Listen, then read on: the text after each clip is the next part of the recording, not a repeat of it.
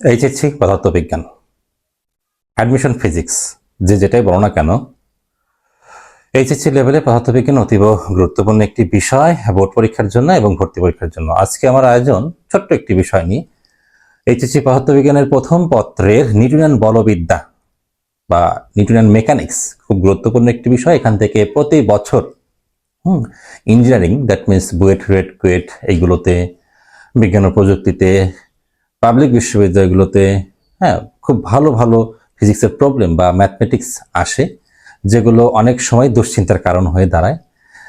সেইগুলো থেকেই বিগত বছর একটি প্রশ্ন নিয়ে এসেছি। দেখবো আমরা কিভাবে কি ম্যাথগুলো আসে, রিসেন্টলি কিভাবে আসতেছে, আগে কিভাবে এসেছে, এই সম্বন্ধে কিন্তু আমি ক্লাস দিয়ে থাকি এবং দেব। তার আগে বলে রাখছি, যারা ভিডিওটি নতুন দেখছো তারা অবশ্যই লাইক ফলো করতে ভুলবে না ফেসবুকে, এবং একই সাথে ইউটিউবে ক্লাসটি থাকছে, সাবস্ক্রাইব করতে অবশ্যই ভুলবে না। তো আসি নিউটনিয়ান বলবিদ্যার এই প্রশ্নটা নিয়ে। ওকে, আইডিয়া, আমি মাঝে মাঝে বলি একটা আইডিয়া তোমার অনেক কিছু চেঞ্জ করে দিতে পারে। দেখলাম যে এই যে 22-23 সেশনে কিভাবে প্রশ্নটা এসেছে একটু দেখি। দেখো, এই প্রশ্নটা আমার মনে হয় যে কম্বিনেশন করেছে গতিবিদ্যা। আমি এর আগের একটা ক্লাসেও বলেছিলাম যে নিউটনিয়ান বলবিদ্যাতে গতিবিদ্যা, কাজ ক্ষমতা, শক্তি সবগুলোর ম্যাথে কিন্তু কম্বিনেশন করা যায়। ওকে, এর অর্ধে মানে এর কিছুটা বিষয় কিন্তু প্রাস থেকে এসেছে, গতিবিদ্যা চ্যাপ্টার থেকে, আর কিছুটা বিষয় এই চ্যাপ্টার থেকে আর কি।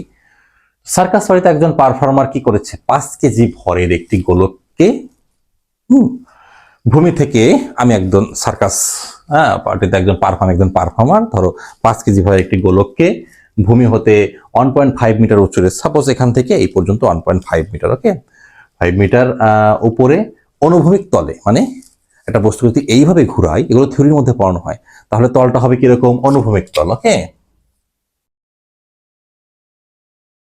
ভূমির সাপেক্ষে 1.5 মিটার উঁচু। ওকে, আমি একটু অঙ্কন করে নিলাম আগেই।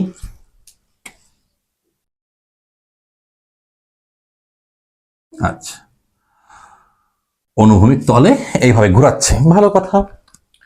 2 মিটার লম্বা একটি রশির সাহায্যে, খুবই ভালো কথা, 2 মিটার লম্বা একটি রশির সাহায্যে, 2 মিটার ওকে লম্বা একটি রশির সাহায্যে একটা গোলককে ঘুরাচ্ছে।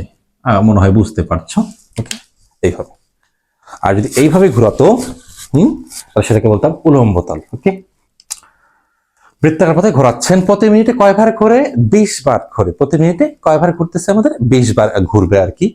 তো ভালো কথা, ঘূর্ণায়মান অবস্থায় হঠাৎ রশিটি ছিঁড়ে যায়, এটা হঠাৎ ব্রেক হয়ে গেল, ছিঁড়ে গেল। তো ছিঁড়ে গেলে এটা কি করবে, ছিঁড়ে যে কোন একটা জায়গায় পড়বে। কিভাবে পড়বে, এইভাবে পড়বে। ওকে, পড়তেছে, দেখো এটা কিন্তু একদম অনুভূমিক প্রাস।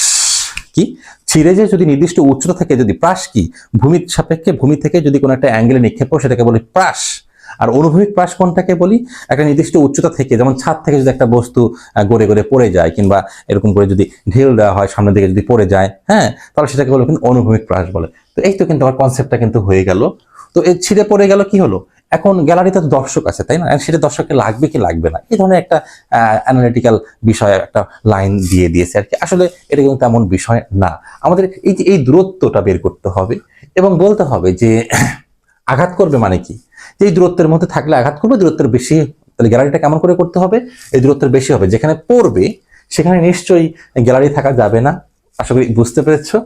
পারফর্মার হতে দর্শক সারির দূরত্ব কেমন হলে দর্শককে আঘাত করবে না, তার মানে আমরা ভূমিতে যে আঘাত করবে অনুভূমিক দূরত্বটা বের করে বলবো যে এর চেয়ে বেশি হলে, এর চেয়ে বেশি দূরত্বে পারফর্মার কিংবা দর্শক বসতে হবে, তাহলে আঘাত করবে না। ওকে, তো প্রথমে আমরা কি করে নেব, প্রথমে আমাদের সমাধানের মধ্যে প্রথমে থাকবে ওমেগা, কৌণিক বেগটা বের করে নিতে হবে 2πf, এটা আমরা জানি ওমেগা 2πf।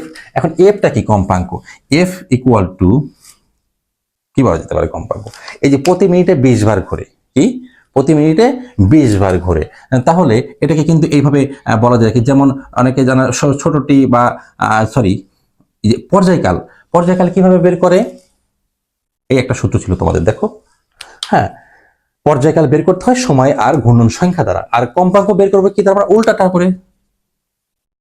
তাহলে কত আসতেছে, এন কত হচ্ছে রে বাবা, 20 বার করে, কতবার করে, 20 বার। আর 1 মিনিট মানে কি, ছোটটি বা সময়, টাইম 60 সেকেন্ড, এখান থেকে একটা ভ্যালু চলে আসবে। তাহলে আমাদের 2 টাইমস 3.14 টাইমস কত, 1/3। ওকে, এখানে একটা ভ্যালু আসলো রেডিয়ান পার সেকেন্ড। ওকে, এরপরে কি করতে হবে? এরপরে যেটা আমাদের করতে হবে যে আমাদের একটা রৈখিক বেগ বের করতে হবে। কি করতে হবে? রৈখিক বেগ লাগবে, কারণ আমরা কিন্তু যাচ্ছি কোথায়, এই যে এইটা বের করব আমরা। এইটার অনুভূমিক দূরত্ব কিন্তু পাশের সূত্র দিয়ে করা যায়। সিম্পল একটা বিষয় হচ্ছে x equal to vt, x equal to vt, s equal to vt, যেমন x ইকুয়াল টু ভিটি, এটা আমরা বলে থাকি, s ইউজ খুব কম করা হয়। তাহলে আমরা কিন্তু ওই দিকে যাব, x এর ভ্যালু বের করব। তার জন্য আমাদের কি লাগবে? v লাগবে এবং ছোট t লাগবে। ওকে, ছোট t মানে হচ্ছে এই যে পড়ার, যখন পড়লো কতক্ষণ সময় পড়লো সেটা কিন্তু বিষয়। ওকে, তার মানে এখন আমাদের লাগবে কি? v equal to omega r। আমাদের ডেস্টিনেশন ফিক্সড করে আগাতে হচ্ছে। v equal to omega r। Omega মানে কি? এই যে something radian per second times আর কি, আর আর আর 2 মিটার, একটা ভ্যালু আসলো। ওকে, মিটার পার সেকেন্ড। ওকে, এখন এই যে ভূমিতে ছিঁড়ে যে মাটিতে পড়বে, হ্যাঁ, এই সময়টা বের করতে হবে। সময় বের করার উপায় কি? খুব সোজা সাপটা সূত্র আর কি, তোমরা জানো তো, h equal to u t plus half g t square. তো স্থির অবস্থান ছিল, এইটুকু ভ্যালু শূন্য হয়ে যাচ্ছে। এইচ এর ভ্যালু হচ্ছে কত মিটার উপরে? 1.5, 1.5 মিটার হচ্ছে এইচ। এইচ এরপরে 0 প্লাস হাফ টাইমস 9.8 টাইমস টি স্কোয়ার। এখান থেকে আমাদের ভ্যালু কি বের হবে? টি সামথিং সেকেন্ড হয়ে গেল। এখন আমাদের কি করতে হবে? এখন কি করতে হবে? জাস্ট অনুভূমিক বরাবর দূরত্ব লেখাগুলো তুমি লিখতে পারো, যদি লিখিত অঙ্ক যদি আসে, লিখিত এসেছিল, এটা লেখাগুলো লিখবো। অতএব অনুভূমিক দূরত্ব x ইকুয়াল টু ভিটি। তো ভি এর ভ্যালু বসাবে, টি এর ভ্যালু বসাবে, হ্যাঁ সরি, বসালে একটা দূরত্ব আসবে, হ্যাঁ, সামথিং একটা দূরত্ব আসবে, suppose P metre. P metre আসলো সাপোজ। তখন কি বলতে হবে? যে দূরত্ব কেমন হলে? তাহলে দর্শকের দূরত্ব হতে হবে এই পি মিটারের চেয়ে বেশি, এর মধ্যে কাউকে বসা যাবে না, গ্যালারিটা থাকবে দূরে। এই হচ্ছে কিন্তু আমাদের 22-23 যে একটা বইটার ম্যাথ এসেছিল, খুব একটা কিন্তু কঠিন না। অনেকে ম্যাথগুলো এমন করে চিন্তা করে, থিঙ্ক করে, এই মানে কি বলবো, এই প্রকাশনী ওই প্রকাশনী, বাইরের রাইটারের বই, বিভিন্ন রকম, হ্যাঁ প্র্যাকটিস করা যেতে পারে, কিন্তু একদম বেসিক টাইপের কিন্তু প্রশ্ন আসবে। একটু ইন্টারচেঞ্জ, সূত্রের ইন্টারচেঞ্জ, ক্যালকুলাস, ডিফারেন্সিয়েশন, একটু থিঙ্ক করা যে কোথায় কোন কনসেপ্টটা কাজে লাগবে, এগুলো থেকে কিন্তু প্রশ্নগুলো আসে। খুব একটা জটিল কিছু কিন্তু আসে না, তোমরা জটিল করে ফেলো। তো ঠিক আছে, এর পরবর্তীতে আরো ভালো ভালো ক্লাস নিয়ে আসবে। আজকে এই পর্যন্তই। চোখ রাখবে ফেসবুক এবং ইউটিউবে।